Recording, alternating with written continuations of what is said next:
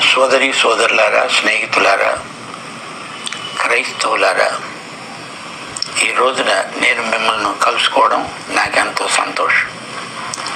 ప్రతిరోజు మనం అన్నం తింటాం కదా, తిన్న అన్నమే తింటున్నాం, మళ్ళీ ఎందుకు తినాలి అని అనుకుంటామా? ఆకలి అవుతుంది, ఏ రోజుకి ఆ రోజే, ఏ రోజు భోజనం ఆ రోజే కొత్తగా అనిపిస్తుంది, తాజాగా ఉన్న భోజనం రుచి అనిపిస్తుంది. కనుక ఏ రోజుకు ఆ రోజు యేసు రుచులవి కొత్త.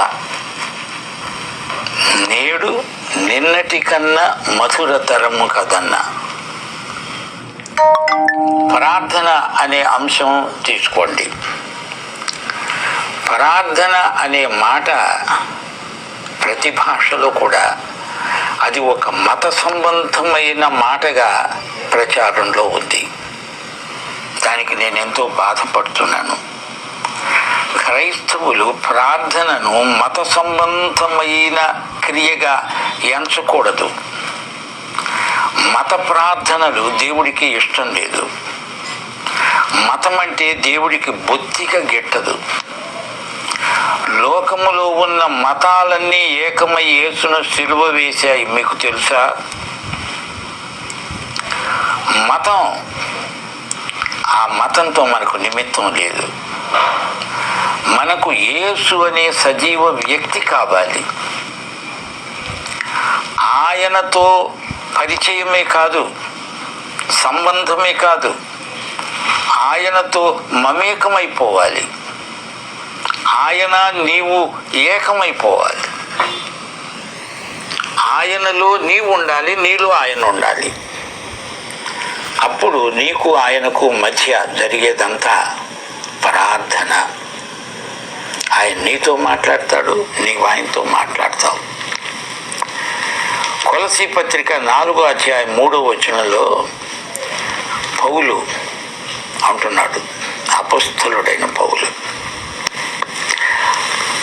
గారు ఏం చెప్పినా చాలా ప్రాక్టికల్. ప్రార్థన యందు నిలకడగా ఉండండి అంటున్నాడు.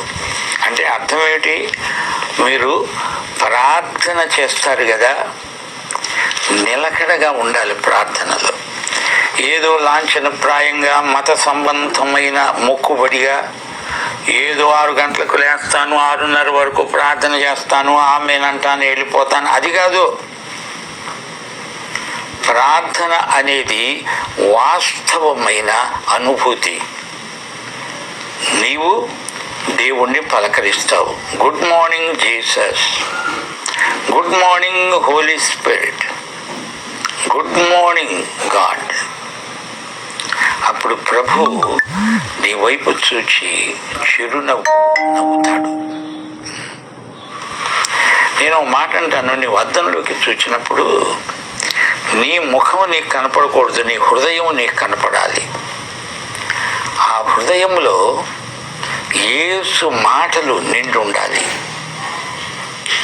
ఆ హృదయంలో నీకు యేసు ప్రభువుకు ఉన్న సంబంధాలు, ఆ హృదయంలో ఇవన్నీ ప్రవర్తిల్లుతాయి.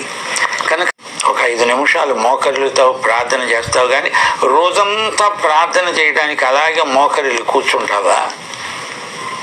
ఇదేమన్నా ఎక్సర్సైజా? ఇదేమన్నా తాలింఖానానా? ప్రార్థన ఎంతసేపు చేశావు దాన్ని బట్టి నేను బహుమానం ఇస్తాను అని ప్రభు అనడంలా. క్వాలిటీ ప్రార్థన, నిలకడగా ఉండాలి.